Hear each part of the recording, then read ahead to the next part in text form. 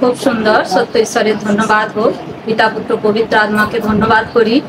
তো আমারও তো মেয়ের জন্য চাহাত ছিল, তো খুব সুন্দর।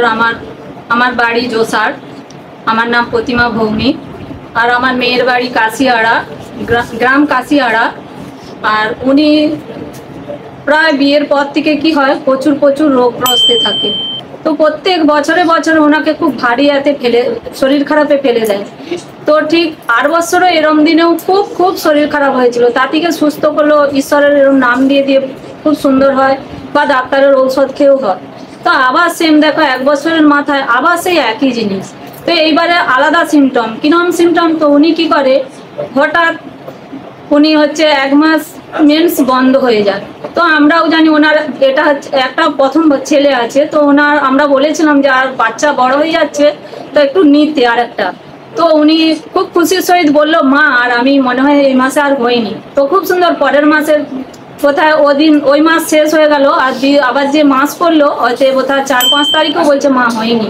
তো খুব সুন্দর, ওখান থেকে বলছি খুব সুন্দর, ও তো খুব ভালো সংবাদ আছে। তো পিতা খুব সুন্দর, শয়তান ওখান থেকে কি করলো, ওনার পরের মাসে 5 তারিখ না 6 তারিখে আবার কি হলো, যেমন ঋতু হয়ে গেল। তো ওনার ওখান থেকে যেমন একটা প্রেগনেন্ট অবস্থা মানে প্রথম থেকে হয়, সেরকম ওনার অরুচিবোধ দেখা দিয়েছিল। তো অরুচিবোধ, ওটাই আমরা ভেবেছিলাম যে বাচ্চা এসছে। তো ওখান থেকে আবার দেখা গেল কি ওনার পরের মাসে খুলে গেল। তো খুলে যেতে ওনার বমি কিছুতেই মানে থামাতে পারিনি, এমনকি অনেক পোড়াক ডাক্তার ওনাদের ওখানে দেখিয়েছিল। আবার সেখান থেকে কি হলো, ওদের মন স্থির বাঁধেনি, উলবেড়ে ডাক্তার ওনার যে প্রথম বাচ্চা হয়েছিল যে গাউনক দেখেছিল সেখানে ওরা নিয়ে গেল। এবার নিয়ে যাওয়ার পরে ঔষধ আরে দিল, ওনার যা শরীরের মানে অসুবিধা বললো, তো ওষুধ খেয়েও কোনো দিকে কোনো কিছুই হয়নি। তো পিতা তো আমার সাথে আছে, ওখানে যখন দেখাতে গেলাম প্রথমবারে বললো ওনার রক্ত চেক করতে মানে পরীক্ষা করতে হবে। তো ওখান থেকে ওনার বাড়ির লোককে ফোন করে জেনে তো উনি পরীক্ষা আবার করতে দিল। তো দেখো আমাদের ঈশ্বরের কাছে কিছুই লাগেনি।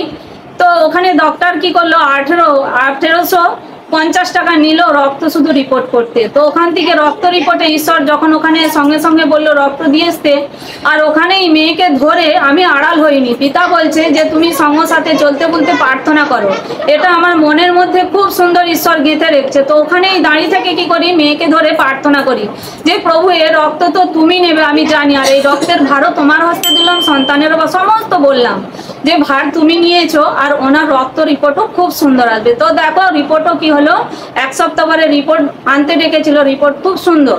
কিন্তু রিপোর্ট সুন্দর, তার মধ্যে ওনার সমস্ত কিছু পেট তলপেট থেকে উপর ছাতি অবধি ওনার খুব যন্ত্রণা বা ব্যথা হতো। তো যখন ওষুধ খেয়েও কিছু কমেনি, আমার সঙ্গে একদিন কি হলো, দাদা আমাকে ফোন করে, আমাদের যে রমেশ দা আছে আগুবাই, উনি আমাকে ফোন করে।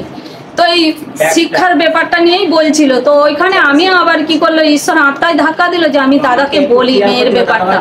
তো কি করলো, খুব সুন্দর দাদাকে ঢাললাম কথাটা, দাদাও খুব সুন্দর আমাকে বাক্য দিয়ে খুব বোঝালো। আর সেই দিকে কি হলো, আমি ওই কথাটা বাক্য কি মেনে নিয়েই চলি। আর ওই জায়গা থেকে আবার তার 2 দিন পরেই ঔষধ খাচ্ছে, কোনো দিকেই কোনোটাই ও সুস্থ পায়নি। তো খুব সুন্দর ওখানে মায়া দি কি করে বলছে, একদিন খুব চোখ মুখ বাঁকিয়ে উনি আমার বাড়িতে উঠে যায়। সেই সময় আমি রান্না বসাই, 11:30 বেজে গেছে না, তখন বলছে আমাকে একটু ঈশ্বরের নাম দে। তো খুব সুন্দর ওখানে ঈশ্বর বলে যত কাজ দাও, ভাই বোনেরা উঠে গেল, আমি যেন সেই জগৎ কাজকে ফেলে দিয়ে যেন আমি কি করি, জ্ঞান করি ঈশ্বরের কথাটা। তো আমি কি করলাম, আমি রান্না স্লো করে দিয়ে আমি ওখানে দাঁড়িয়ে থেকে মানাকেও ডাকলাম, আমার যে কন্যা মেয়ে সন্তান দিয়েছে ওকেও ডাকলাম, বলি মানা তুই দিদাকেও শীত ছুঁয়ে থাক। তো ওখান থেকে পিতা কি করলো, মায়াদির সঙ্গে ওনাকে নাম দিল, ওনার যা দিয়া দিল, আর আমার সাথে থেকে আবার ওই মেয়েকেও কি করলো, শম্পা মাইতিকেও নাম দিল। তো পিতা ওখান থেকে যখন প্রার্থনা দেওয়ার পরে ঈশ্বর বলে তুমি প্রার্থনা করেছো আর চেয়েছো স্থির থাকো। তো দেখো ওখানে স্থির ছিলাম। তো ওখানে চলতে বলতে যখন প্রার্থনা করি, তো ওখানে আমার আত্মায় ধাক্কা দিল যে উনি বলেছে, ও আমার মেয়েই বলছিল যে এরকম ডাক্তার বলেছে আমার পেটে ইনফেকশন, ওই জন্য বমিটা ও ধরাতে পারছেন। তো পিতার ধন্যবাদ হোক, ওখানে আত্মায় ধাক্কা দিল যে ওনাকে এই আমাদের নর্মাল জল না খাইয়ে ওখানে ঈশ্বরেরই আশীর্বাদ, ওটা আমারই আত্মায় ধাক্কা দিল যে এরকম নর্মাল জল ওকে না খাইয়ে ওকে কি করি সেই কেনা জল খাওয়াবো।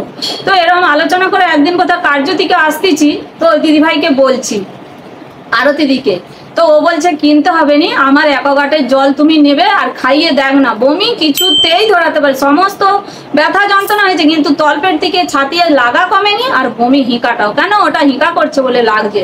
তো খুব সুন্দর, তো ওনার কাছ থেকে আমি কি করি আজও নিয়ে যাচ্ছি জল। তো ওই বোধহয় 3 আসতে জল নিয়ে যেতে, তো ঈশ্বর কি করলো জলের মাধ্যম দিয়েও কি করলো ও বমিটাকে কি করলো কমিয়ে দিল, একদম থামিয়ে দিচ্ছে, নর্মাল করে দিচ্ছে।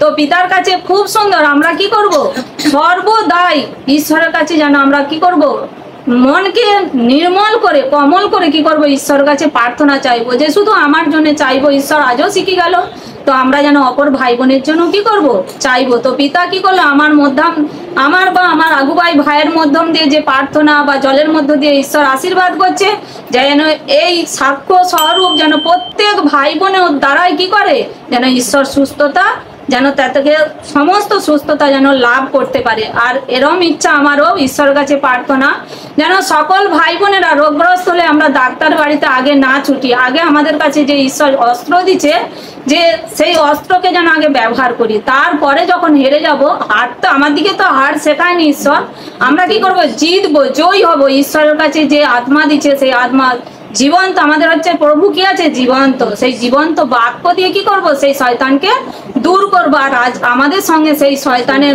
কবলকে দূর করতে পারলাম কি আমাদের পরমেশ্বর পিতা আমার সাথে আছে বলে। তো খুব সুন্দর পিতা, তো ওখান থেকে আমার মেয়েকে কি করলো ঈশ্বর খুব সুন্দর আশীর্বাদ করছে, এমনও কি আমাকে ওখান থেকে আমার জগৎ ভাই বোনেরা তো খুব সুন্দর, সে বোনও জানে এই ঈশ্বরকে চিনে, ওই বোনের মুখ হইতে বা আরো আমার ভাই বোনেদের মুখ হইতে আমাকে কি করছিল অনেকবার কবলে ফেলতে চেয়েছিল জগতের মানে ঝাড়ফুঁকের কাছে যেতে, তো আমার আত্মায় কিছুতেই লাগেনি। আর ওই যে মেয়ে আমার মেয়েও বলছে বলেন না মা আমি যাবনি, এমনকি যাবনি বলার পরে ও জানে ওই বোন আমার মারবেড়ের বোন বলছে দিদি শালুকায় যে কিছু একটু ঝাড়ি যদি জন্ডিস হয়, তো পিতা ওখান থেকে আমার আত্মায় তো একদম লাগায়নি যে যাবো ঝাড়তে, তো আমার মেয়েও বলছে না মা আমি যাবো না। তো আবার 2-4 দিন পরে একই রকম যখন বলছে কচি কেমন আছে, ও বলছে সবই ঠিক আছে বমিটা থামেনি, তখন বলছে কচি তুই যাবি, ও বুঝতে পারছে আমি যাবো নি, তখন বলছে মানা তুই আসবি আমি তোকে নিয়ে যাবো তোর ঘর থেকে, তখন মানা বলছে হ্যাঁ, ওর মুখলজ্জা বলছে হ্যাঁ, তারপরেই বলছে মা মাসিকে তুমি বারণ করতো আমি যাবো নি, কেন উনি আমার সাথে থেকে দাদা যে কথা বলেছিল কর্ণপাত করেছে আর করতে বলছে কেন দাদা তো বলেছে আমাকে শিক্ষাস্থানে এসে ঈশ্বরের আমাকে কি করবে যেটা দিবে আমি সেটাই নেবো, তা দেখো ওনারও কি আছে বিশ্বাস আছে।